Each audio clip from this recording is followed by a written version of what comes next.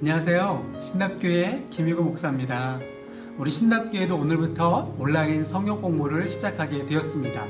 우리가 함께 배울 온라인 성경 공부는 바로 로마서입니다. 믿음의 길잡이라고도 불리우고 성경 중에 성경이며 성경의 보화라고도 불리우는 귀한 말씀인데요. 이 로마서는 1세기경 사도 바울이 로마 교회를 향해 편지글로 쓴 서신서입니다. 이 로마서는 믿음의 거장이었던 어거스틴, 마틴 루터, 존 웨슬리, 존 칼빈 등 종교개혁을 일으켰던 많은 믿음의 거장들에게 귀한 은혜를 주었던 책들이고, 그때 당시의 삶의 어려움 가운데 회심을 일으킬 수 있는 귀한 말씀입니다. 이 로마서는 그때 당시 사도 바울의 삶의 정황 가운데 로마 교회를 향한 복음의 메시지가 아니라 오늘날 이 시대를 살아가는 저와 여러분들에게 전해주시는 복음의 능력이고, 이 시대를 살아가는 저와 여러분들의 위로의 메시지입니다. 자, 오늘부터 이 로마서를 배울 텐데요. 오늘 우리가 함께 배울 말씀은 로마서가 어떻게 기록되어 있는지, 로마서의 시대적인 배경과 그 목적에 대해서 함께 배워보도록 하겠습니다. 우리가 로마서를 시작하기 전에 우리가 우리나라 역사에 대해서 잠시 한번 살펴보려고 합니다. 여러분이 조선 역사 가운데 가장 기억에 남는 사건이 있다면 그게 무엇입니까?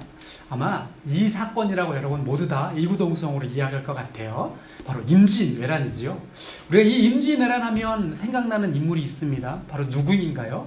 바로 이순신, 권율장, 사명대사, 우리나라와 민족을 위해서 목숨을 걸고 지켰던 위대한 장군들이고 훌륭한 위인들로 우리가 칭송을 하고 있는데요.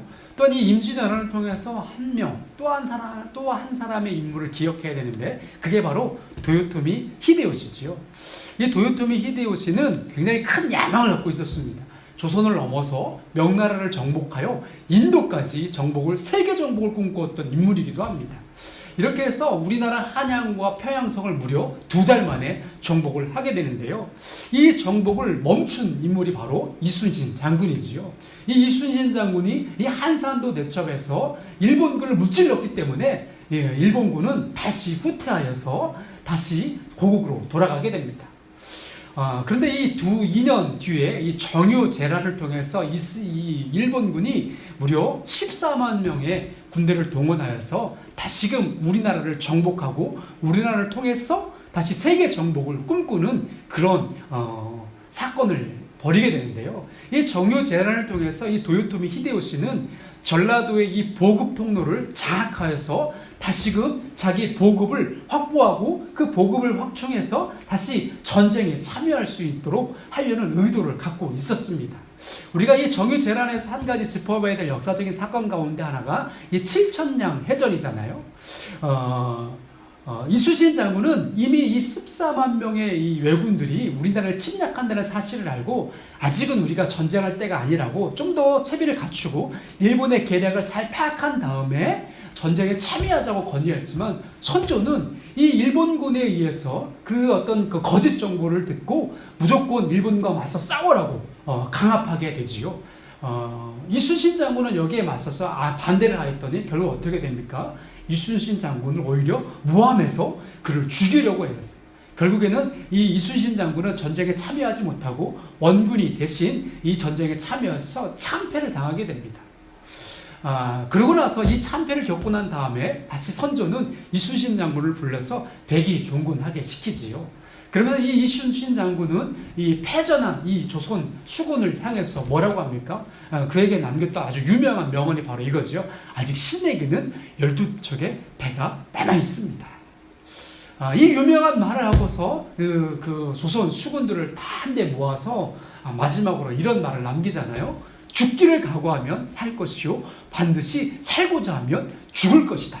이렇게 하면서 이 사기가 저하됐던 이 조선 수군을 한데 모아서 나라와 민족을 지켜달라고 간절히 호소를 하게 됩니다. 그러면서 또 한 가지 하나 외친 말이 있는데요. 바로 이겁니다. 무호남 무국가. 과거에 이 많은 정치인들이 이 무호남 무국가라는 말을 외치면서 정치적인 의도로 사용하였는데요. 어떻게 보면 이 경상도 분들이 굉장히 싫어할 구일 수도 있는데, 이 무호남 무국가는 어떤 뜻이에요? 바로 이런 의미가 있습니다. 호남이 없으면 국가는 없다. 왜요? 이 호남은 나라의 울타리이고 그때 당시 호남은 거대한 평야로 되어 있었기 때문에 많은 곡식을 거둘 수 있는 곡창 지대였습니다. 바로 여러분, 이 도요토미 히데요시는요, 이 우리나라 이 해안선을 따라서 이 호남 평야를 거쳐서 그 많은 곡식을, 그 보급로를 확보를 해가지고 자기의 군사적인 목적과 군사의 의도를 가지고 이 호남 평야를 진격해 나아가려는 의도를 갖고 있었습니다. 그래서 이 도요토미 히데요시는요, 우리나라를 얼마나 잘 패하고 있었는지 이 호남 평야는 조선을 먹여 살린다라고 이야기하면서 이 호남 평야를 점령하고 군량미를 확보해서 중국과 전쟁을 하고 더 나아가 아시아와 인도를까지 점령하려는 계략을 갖고 있었습니다. 저는 이 이야기를 통해서 로마서를 다시 한번 조명하게 되었는데요. 이 호남 평야는 조선을 먹여 살린다. 어떻게 보면 저는 이 로마서 이야기를 통해서 여기에 한번 대입해 보려고 합니다. 로마는 복음의 평야다. 여러분 어떻게 생각하십니까? 로마는 복음의 평야다. 여러분 로마는요, 어떻게 보면 삼면이 바다에 있는 우리나라와 참 비슷한 점이 많이 있습니다. 그러면서 이 로마는 작은 도시국가였는데요, 이 작은 도시국가가 어떻게 전 세계를 지배하는 제국이 되었을까요? 바로 이 사도 바울은 이 로마에 대한 지정학적인 위치를 잘 알고 있었고 이 로마의 특징을 너무나 잘 알고 있었기 때문에 이 로마를 통해서 복음을 전하려는 의도를 가지고 있었다는 겁니다. 그래서 여러분, 로마는 복음 평야다. 저는 이렇게 정의를 하고 싶습니다. 왜요? 이 로마의 언어와 이 로마의 길을 따라서 선교의 최종 목적지였던 이 서바나로 갈 계획을 세우고 있었기 때문이지요. 여러분, 이 지도에서 한번 보세요. 이 복음이 어떻게 확장이 되었습니까? 예루살렘을 통해서 안디옥과 에베소와 빌립보와 고린도를 통해서 이 사도 바울은 로마를 갈 계획을 세웠지요. 그리고 이 로마를 통해서 그때 당시 땅끝이라고 불렸던 이 서바나를 향해서 복음을 전하려고 했었습니다. 그래서 저는 이 로마는 복음 평야다라고 이야기를 하고 싶습니다. 여러분 혹시 이런 이야기를 들어보셨습니까? 팍스 로마, 팍스 로마나, 이게 어떤 의미지요? 이 팍스 로마나는 로마의 평화라는 뜻이에요. 그때 당시 이 로마의 제국이 전쟁을 통한 영토 확장을 많이 했던 그 시기를 일컬어서 팍스 로마다. 로마는 평화를 가져준다. 로마는 평화를 이룬다. 이런 의미를 갖고 있었는데요. 이런 의미가 있습니다. 바로 이 팍스 로마는 이 로마 제국을 일컬었던 그 아우구스투스 황제로부터 약 200년간 평화를 유지했던 그 시대를 팍스 로마나다라고 불렀는데요. 아마 이 기원전 1세기부터 2세기에 이르기는 그런 기간을 일컬었었는데, 이거는 좀 되게 역설적인 의미를 갖고 있습니다. 강대국의 폭력에 의해서 통치되는 가짜평을 일컬었을 때 많은 사람들이, 주변국들이 이 팍스 로마나를 역설적으로 불렀었는데요. 이 팍스 로마나는 시대적으로 우리가 본다면 어떻게 이 로마가 이 제국을 이룰 수 있었는가? 크게 세 가지를 일컬었습니다. 첫 번째는 관용으로 모든 여러 국가, 여러 나라와 여러 민족의 종교와 어떤 문화와 역사를 인정해줬다는 거예요. 그리고 두 번째는 그때 당시에 다른 민족은 할 수 없었던 이 공화정을 통해서 이 절대 왕권을 견제하고 민주정치를 실현할 수 있었던 어떤 중요한 정치 제도를 실현하고 있었습니다.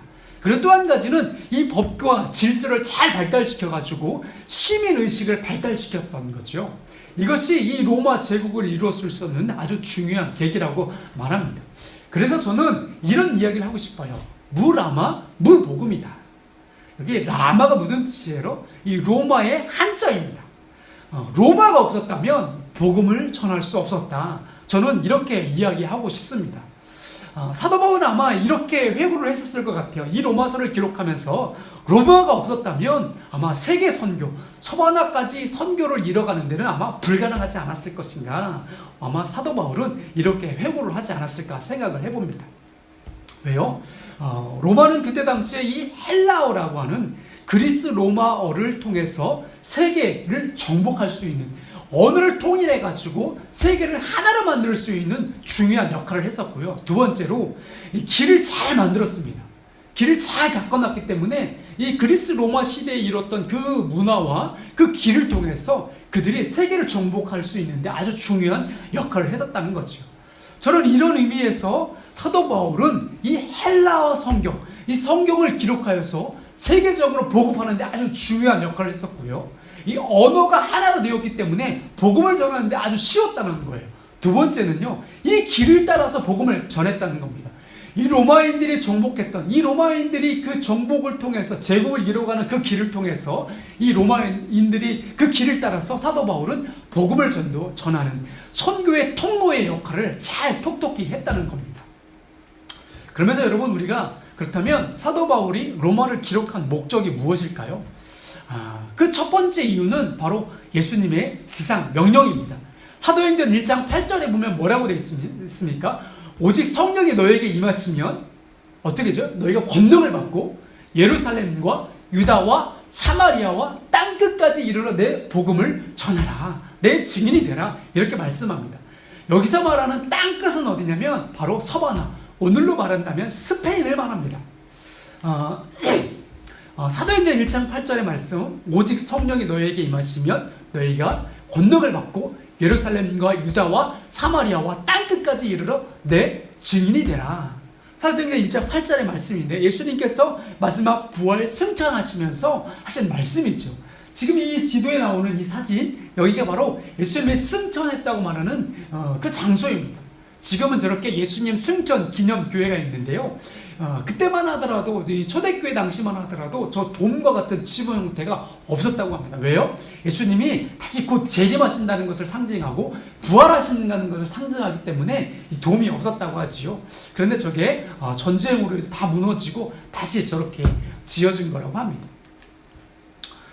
두 번째, 사도 바울이 이렇게 로마서를 기록한 이유가 무엇이냐면 바른 복음을 전하기 위해서입니다. 또한 복음을 하나로 통일하기 위해서입니다. 왜요? 그때 당시 로마에는요, 아마 무려 한 5개에서 6개 정도의 공동체가 있었다고 하지요. 그러니까 로마 지역에는 아직 잘 알려지진 않았지만 공동체로서, 신앙 공동체로서의 여러 공동체가 이렇게 모여서 하나의 교회 같은, 조직되지 않았지만 교회 같은 형태를 가지고 복음을 전하고 있었다고 합니다. 여러분, 이렇게 여러 개의 교회에서 복음을 전한다는 건 뭐예요?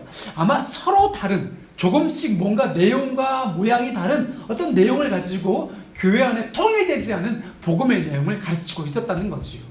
그러다 보니까 이 로마 교회 안은 어떤 부류가 있었냐면 이방인이면서 예수를 믿었던 사람과 유대인이면서 예수를 믿었던 사람들이 이렇게 서로 기득권 같은 어떤 갈등 관계가 있었지요. 로마 교회를 누가 세웠느냐? 사도 바울이 세우진 않았습니다. 사도들이 그렇다고 세운 건 아니고요.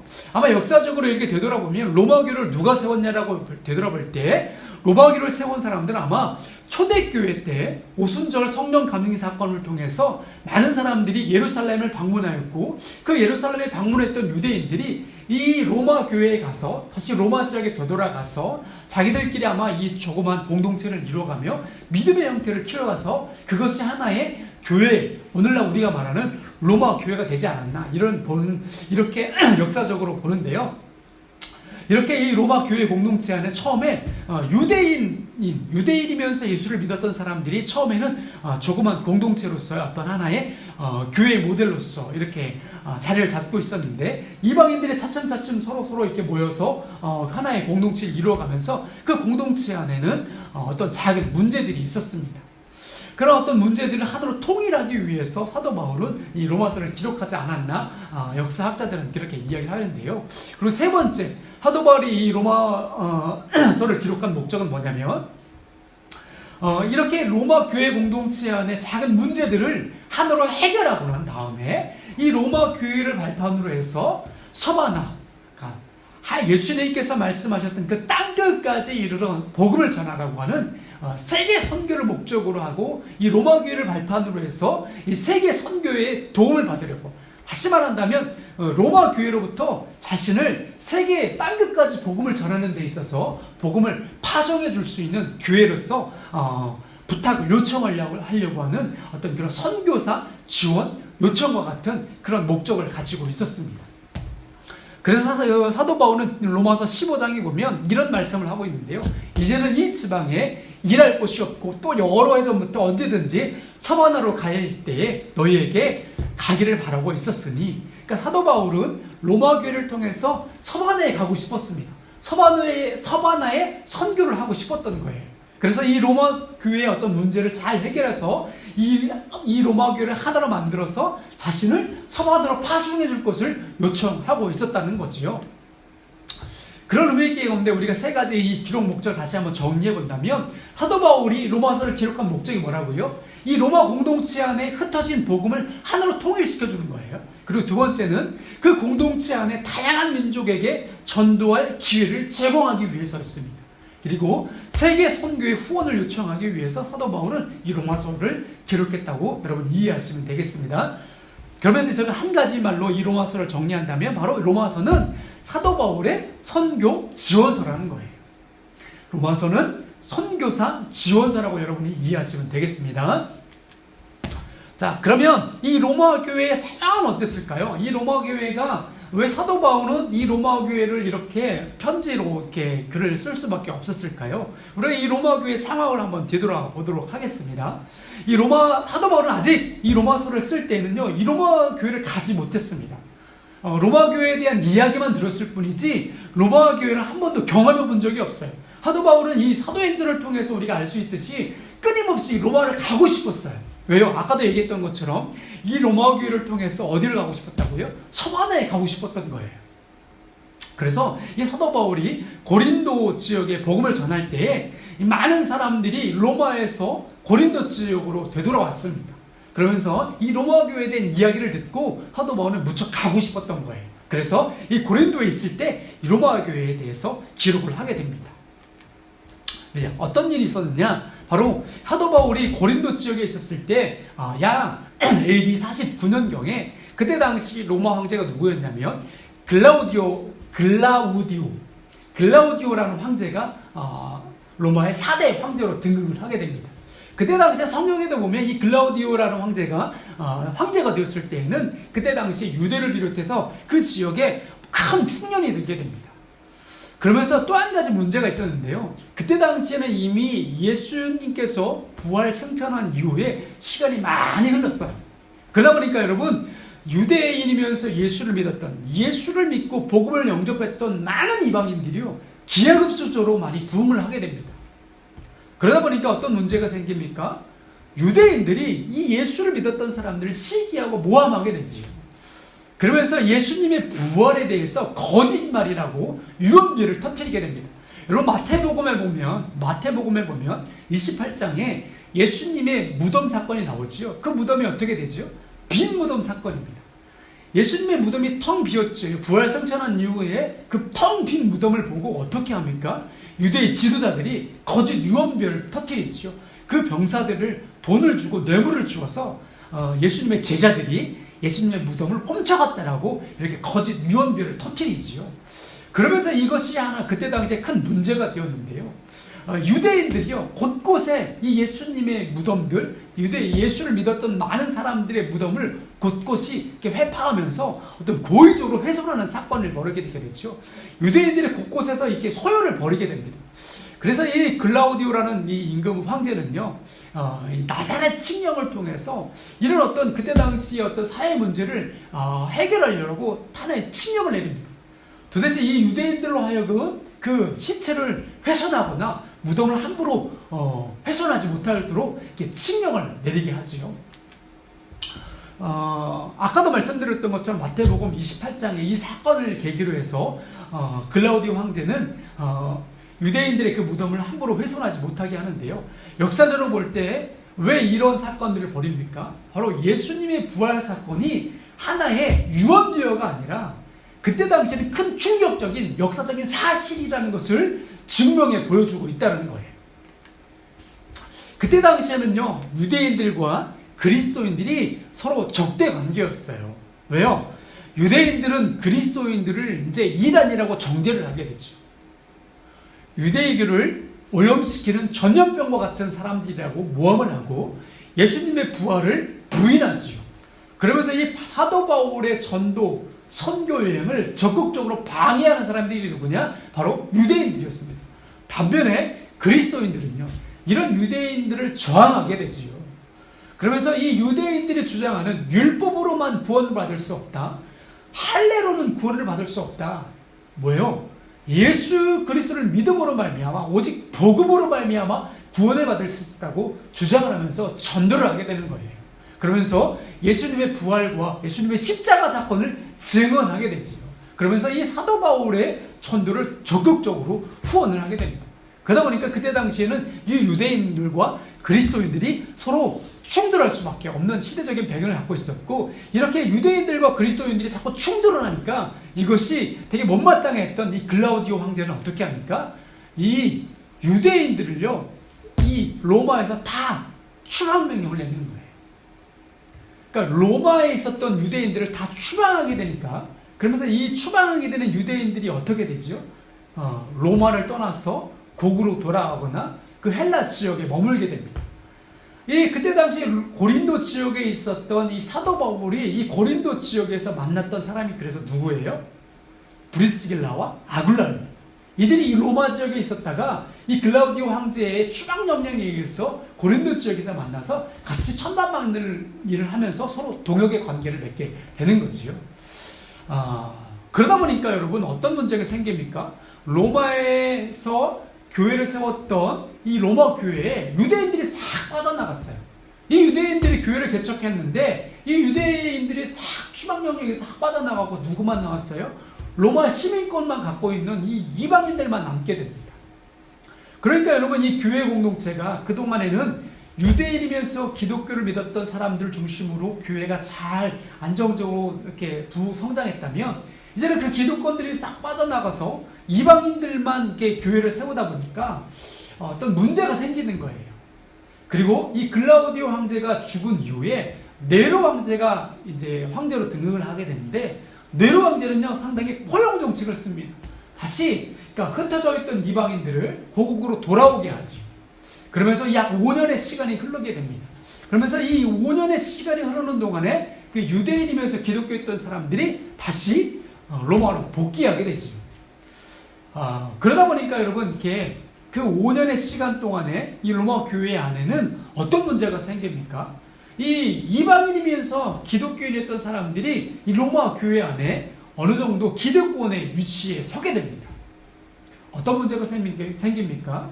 이 유대인이면서 기독교인이었던 사람들은 율법의 행위를 지켜야 한다라고 주장을 한 반면에 이방인이면서 기독교인들은 율법의 행위보다는 복음, 예수 그리스도를 믿음으로 말미암아 구원을 받는다라고 그렇게 충돌을 하게 됩니다. 그러면서 이 유대 기독교인의 추방으로 인해서 이 로마 교회 안에는 다양한 교회로 성장하게 돼요. 다양한 주장을 가지고 교회가 성장을 하게 되죠. 그리고 난 다음에 이렇게 추방당한 사람들이 다시 로마 공동체 안에 복귀하면서 어떤 문제가 생기냐면 이 복음의 내용들이 조금씩 다르다는 거예요. 그러면서 율법의 행위 문제, 유대인들의 문제에 대해서 굉장히 거부 반응을 일으킵니다. 그러면서 이 로마 교회에는 어떤 문제가 생기냐면 이렇게 서로 갈등 관계가 생기는 거예요. 추방 이후에 돌아온 유대인들과 이방인 중심의 이 로마 교회 공동체 안에 갈등 관계가 형성이 되는 거예요. 물론 갈라디아서에도 보면 이런 갈등의 문제를 잘 다루고 있는데요. 바로 율법의 행위를 좀 더 강조하는 유대인이면서 기독교였던 사람들과 율법의 행위보다는 회심, 예수를 믿음으로 말미암아 구원을 받는다라고 주장하는 사람들 간의 이 갈등의 문제가 이 로마 교회 공동체 안에 팽배하게 벌어졌습니다. 그러면서 이 신앙 공동체 안에 어떤 갈등이 또 벌어지냐면 누가 믿음이 강하냐, 믿음에 강한 자와 믿음이 약한 자, 이들이 이 유대인이면서 기독교인들이 처음에 로마 교회 공동체를 개척해서 교회 구성을 일으켰을 때에는 이들이 강한 자였어요. 이들이 교회의 기득권을 잘 가지고 있었고 율법을 지키면서 복음을 전하는 어떤 그런 역할들을 잘 감당했는데, 글라우디오 황제 때 추방한 이후에 5년 동안에 이 관계가 역전이 된 거예요. 이방인이면서 기독교에 있는 사람들이 5년의 시간 동안에 자기 공동체를 잘 지키면서 그들이 강한 자가 되는 거예요. 그러면서 율법의 행위를 지키는 것에 대해서, 율법을 따르는 것에 대해서 믿음이 약한 사람이라고 오히려 정죄하고 비난하고 갈등 관계를 일으키는 거예요. 교회 공동체 안에 그래서 굉장히 큰 갈등이 있었습니다. 이런 어떤 갈등과 어떤 교회 안에서 이 연합과 일치가 되지 않는 이런 상황 가운데 사도 바울은 너무 안타까운 거예요.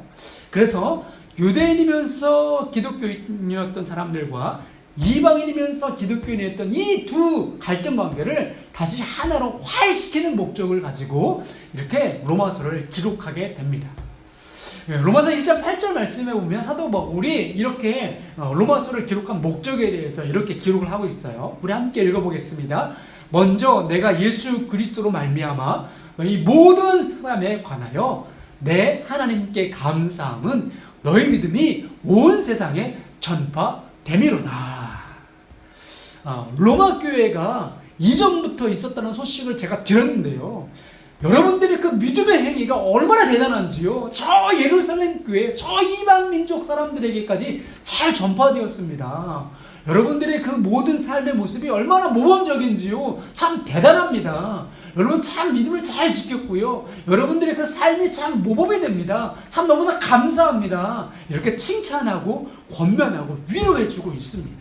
그러면서 여러분 한 가지 뭐라고 합니까? 너희 모든 사람들이요. 여기에는 여러분 주어가 누구입니까? 이방인도 아니고 유대인도 아니고요. 너희 모든요. 로마 교회 공동체, 신앙 공동체 모든 사람들이요. 하나를 이룬 예수 그리스도를 믿는 모든 사람이라고 이렇게 강조하고 있는 거예요. 예수를 믿는 사람이라는 것은 이방인이고 유대인이고 구분하지 않는다는 뜻입니다. 그러면서 사도 바울은 계속해서 이렇게 강조하고 있잖아요. 우리 같이 한번 읽어볼게요. 내가 복음을 부끄러워하지 아니하노니 이 복음은 모든 믿는 자에게 구원을 주시는 하나님의 능력이라. 여기 또 이렇게 강조하잖아요. 모든 믿는 자에게. 복음은 뭐라고요? 모든 믿는 자에게. 유대인이 무엇이며 이방인이 무엇이냐는 거예요. 복음은 유대인이고 이방인이고 구분하지 않고 모든 믿는 사람에게 하나님만이 주시는 구원의 능력이라는 거예요. 하나님께서만이 주실 수 있는 참된 진리이고 능력이라는 사실을 사도 바울은 힘주어서 이야기하고 있는 거예요. 그래서 오직 의인은 뭐예요? 믿음으로 말미암아 산다고요.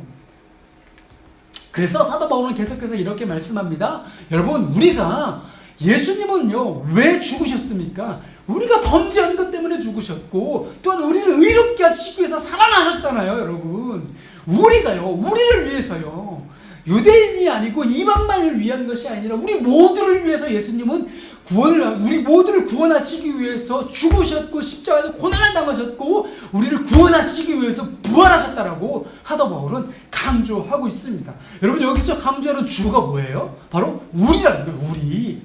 너 아니고 나 아니고 우리라는 거예요. 사도 바울은요 이 로마서를 통해서 끊임없이 강조하는 주어가 있는데 그게 뭐예요? 우리예요. 우리. 모든 사람의 모든 사람. 보편적인 믿음을 강조하고 있는 거예요. 또 한번 보겠습니다. 그러므로 우리가 믿음으로 말미암아 의롭다 하심을 받았으니 우리 주 예수 그리스도로 말미암아 하나님과 화평을 누리자라는 거예요. 왜 이런 말을 했겠어요?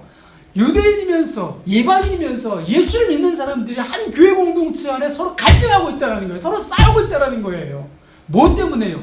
복음의 진리가 아니라 비진리인 것을요. 진리가 아닌 것을 가지고 서로 싸우고 있다는 거예요.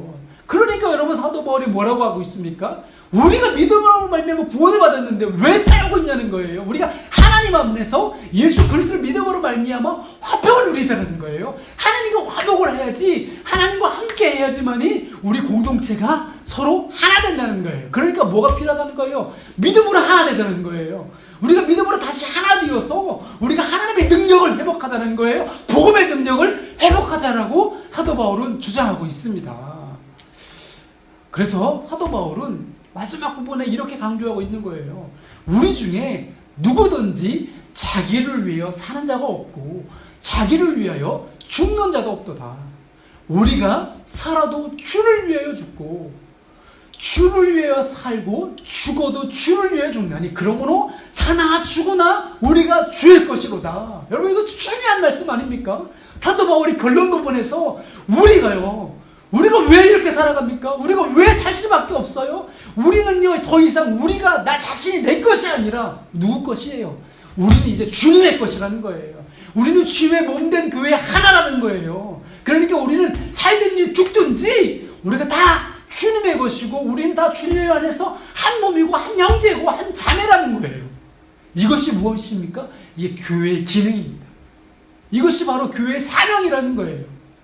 우리가 주를 위해서 사는 것이고 우리가 우리 주를 위해서 우리의 삶을 내어드릴 때에 하나님께서 우리의 삶을 통해서 영광을 받으시고 하나님께서 우리를 통해서 기뻐 받으신다는 거예요. 이것이 무엇입니까? 오늘날 이 시대에 우리가 함께 예배하는 거예요. 예배. 이 예배를 하나님께서 기뻐하신다는 거예요. 이것이 우리의 삶의 자리 가운데 나타나고 드러날 때 그것이 뭐예요? 영적인 예배가 되는 겁니다. 사도 바울은 이 로마서를 통해서 이렇게 우리에게 가르쳐주고 있습니다. 그러니까 그때 당시에는 이방인 따로 유대인 따로 아마 예배가 따로따로 이렇게 분리되어서 비진릴 것을 가지고 서로 다투고 분열되고 나눠지고 싸우고 있더라는 겁니다. 그래서 사도 바울은 뭘 얘기하는 거예요? 이 복음의 진리를 다시 우리가 하나 믿음으로 하나 되어서 우리가 하나님을 올바른 믿음으로 말미암아 복음의 능력을 회복하자는 거예요. 그 복음의 능력을 회복하는데 뭐가 필요합니까? 우리가 삶의 자리 가운데 영적 예배를 드려야 된다는 거예요. 삶에서 예수를 믿어야 된다는 것이고 삶에서 예수를 증거해야 된다는 것이고 삶에서 예수가 드러나 있는 거예요. 이것이 사도 바울이 우리에게 전해주는 복음의 메시지입니다. 따라서 사도 바울은 이 로마서를 통해서 무엇을 이야기하고 싶어요? 바로 오직 복음, 오직 예수 그리스도만이 여러분 공동체 안에 있는 그 문제를 해결할 수 있습니다. 오직 예수 그리스도를 믿음으로 말미암아 구원을 받는 것이지 우리 인간의 행위와 노력으로는 불가능하다는 거예요. 모든 사람들이 하나님 앞에 똑같이 죄인이라는 거예요. 우리는 다 하나님 앞에 죽을 수밖에 없는 존재이지만 하나님께서 우리에게 구원의 선물로 예수 그리스도를 믿음으로 말미암아 의롭다 하심으로 말미암아 우리가 구원을 받은 존재이고 새로운 생명을 얻은 존재라는 거예요. 그러기에 이 이방인이나 유대인이나 이 예수 그리스도를 믿음으로 말미암아 서로 연합하고 하나 되어서 복음의 능력, 세계적인 선교를 잘 감당하자라고 강조하고 있습니다. 여러분, 우리가 이 말씀을 한 번 더 읽어보도록 할게요. 우리가 살아도 주를 위해 살고 죽어도 주를 위해 죽나니 그러므로 사나 죽으나 우리가 주의 것이로다. 아멘. 우리가요, 우리가. 내가 아니라 유대인이 아니라 이방인이 아니라 우리가 함께 사나 죽으나 주를 위해서 살아갈 때에 하나님께서 우리와 화목하시고 화평을 주시고 우리 안에 복음의 능력이 나타난다라고 사도 바울은 강조하고 있습니다. 그러면서 이 로마 교회를 통해서 사도 바울은 끝으로 나는 너희들을 통해서 여러분들이 후원을 받아서 저는 주님께서 저에게 주신 이 지상 명령을 잘 감당하길 원합니다. 이렇게 이 로마 교회를 권면하고 위로하는 목적으로 이렇게 로마서를 기록하였습니다. 따라서 한 번 더 강조합니다. 로마서는 바로 사도 바울이 앞으로 땅끝까지 서버나인 이 땅끝까지 복음을 전하기 위해서 저를 좀 보내달라고 요청하는 선교사 지원서입니다. 아까도 얘기했던 것처럼 다시 한번 제가 정리합니다. 로마서를 기록한 목적이 무엇입니까? 이 로마의 그 지정학적인 위치, 사도 바울은 이 로마를 통해서 로마만이 복음 평야라는 거예요. 이 로마를 통해서 복음을 전할 때 정말 하나님께서 놀라운 역사를 하나님께서 계획하셨다는 거예요. 그 역할을 로마 교회가 해달라는 거예요. 그 로마 교회가 저를 좀 파송해달라는 거예요. 하나님의 사명을 잘 감당할 수 있도록 저를 좀 도와주시고 함께 해달라는 거예요. 서로 연합하고 싸우지 말고 분쟁하지 말고 교회가 믿음으로 하나 되어서서 복음의 능력을 잘 감당하자라고 사도 바울은 이 로마 교회에게 이 로마서를 통해서 그 교회 안에 하나님의 말씀을 잘 전하기 위해서 이렇게 권면하고 있습니다. 어떻습니까, 여러분? 로마서에 대한 기록 그 정황과 기록 목적에 대해서 오늘 저희가 같이 배워봤는데요. 우리 다음 시간에는 이제 한 장 한 장 살펴보면서 그 내용에 어떤 내용이 담겨져 있는지를 구체적으로 살펴보려고 합니다. 여러분, 어떻게 오늘 이 시간 유익하셨습니까? 사도 바울의 그 심정을 여러분 이 로마서의 어떤 기록 배경과 상황을 우리가 이해하면서 이 로마서를 읽어간다면 좀 어렵지만 좀 어려운 내용이라고 하지만 이 로마서를 통해서 구원의 진리, 복음의 능력이 무엇인지를 깨닫는 저와 여러분들이 되시기를 간절히 바랍니다. 감사합니다.